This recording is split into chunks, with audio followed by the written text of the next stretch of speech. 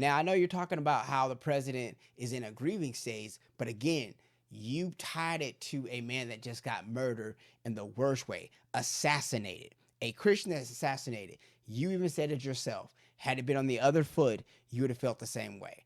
That was the problem. President making a joke about President Trump outside of this, do what you do.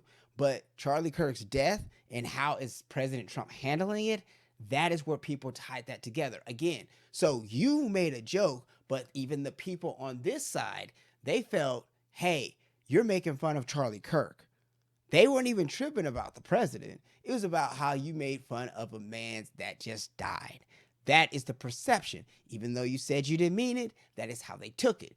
So again, in this case, you're making a joke about President Trump, about how he's trying to go after our freedom of speech and how he's trying to govern us, suppress us, oppress us. What happens with that? Think about it. What happens when you're telling people that we need to defend our freedom of speech? President Trump, January 6th, right? He said, go down and protest peacefully. And they said that he incited an insurrection. So now, do you catch what I'm saying? By your own logic, y'all aren't doing the same thing? Just a question. Somehow able to squeeze Colbert out of CBS. Then he turned his sights on me, and now he's openly rooting for NBC to fire Jimmy Fallon and Seth Meyers and the hundreds of Americans who work for their shows who don't make millions of dollars. And I hope that if that happens, or if there's even any hint of that happening, you will be 10 times as loud as you were this week. We have to speak out against this stuff because he's not stopping. And it's not just comedy. He's gunning for our journalists, too. He's suing them. He's bullying them. Over the weekend, his foxy friend Pete Hegseth announced a new policy. Again, what he's saying is very dangerous. I hear him as a logical person. But the people that are less stable, he's bullying. He's coming after them. We have to speak loud. Unfortunately, and I know that they're going to bring up, well, we don't need gun violence. Unfortunately, the most unstable individuals have the means to find a way to get their hands on a gun, whether it's legal or illegal. They have their means to get their hand on a gun. So when you're presenting a problem to such individuals, there will be the one bad apple that's going to say, hey, let's speak out. I know the way we speak less. Some guy made a joke that said that America's #1 form of communication is guns. And that is what you can incite, even though you're not saying fight, even though you're not saying protest peacefully, speak loudly. Some people like to speak loudly with their hands, with their fists, with weapons. That is the problem that I'm seeing with Jimmy Kimmel saying what he's saying. That requires journalists with Pentagon press credentials to sign a pledge promising not to report information that hasn't been explicitly authorized for release. That includes unclassified information. They want to pick and choose what the news is. I know that's not as interesting as muzzling a comedian, but it's so important to have a free press, and it is nuts that we aren't paying more attention. If you've been paying attention to the last few years, is that not what CNN said? If you paid attention to the script, I wish I had the videos in I think it's the epilogue, where CNN, MSNBC, NBC, ABC all had the exact same script, using the exact same jargon, using the exact same phrases for everything that was going on, from the Russia collusion to the COVID vaccines to everything else that they've said, where it's one news media. There's a lot of news media that you guys see because you watch other channels where, why isn't the news covering this? Because they want to control media. Again, now the pendulum has switched to the other side. They're upset about it, and they're saying, hey, we need to stop this. When we said this, it was canceled, it was removed, it was demonetized, it was take you off the air.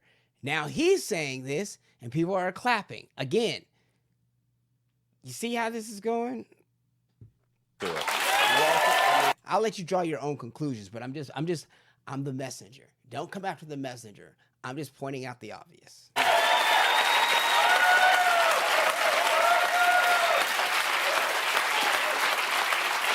Walter Cronkite must be spinning in his grave right now. He's dead, right? Yeah. Look, I never imagined I would be in a situation like this. I barely paid attention in school. But one thing I did learn from Lenny Bruce and George Carlin and Howard Stern is that a government threat to silence a comedian the president doesn't like is anti-American. That's anti-American. And I am so glad we have some solidarity on that from the right and the left and from those in the middle like Joe Rogan. Maybe the silver lining from this is we found one thing we can agree on, and maybe we'll even find another one. Maybe we can get a little bit closer together. We do agree on a lot. See, so he's saying the right and the left, even though we don't agree, we can agree on this. And who's the common enemy that he's pointing out? If you're aligning with the opposite side, but there is one obstacle in that way or that is suppressing you, what will people do? This is the problem with what Jimmy Kimmel is saying. Again, come to your own conclusions, but tell me this isn't inciting. Tell me this isn't igniting. Tell me this isn't inspiring to someone that wants to be that dark hero, that vigilant.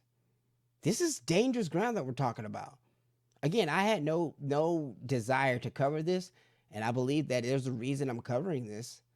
And I don't know if anybody else will. I'm sure there will be. Officer Tatum, maybe Ben Shapiro, maybe Candace Owens, maybe Matt Walsh, Michael Knowles, and many others. Myron Gaines. But this is dangerous, what he's saying. He's saying our enemy of free speech, our enemy of freedom, the person that is suppressing her, our oppressor, by what he's saying here, and I'm only going by what he's saying, not what I feel, not what I think, by what he is saying in his verbiage. One man is stopping us, is suppressing us, is oppressing us. So to an unstable individual, what does that sound like? Now, I'm not saying that Jimmy Kimmel is responsible for people's action. Every man or woman is responsible for their own actions. However, for the people that are less stable, they want to find a solution to be the infamous hero. This is dangerous.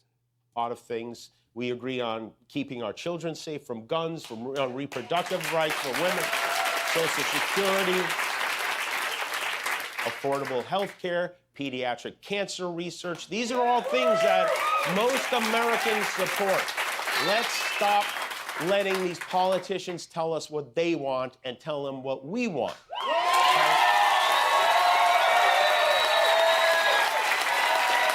You are our leader.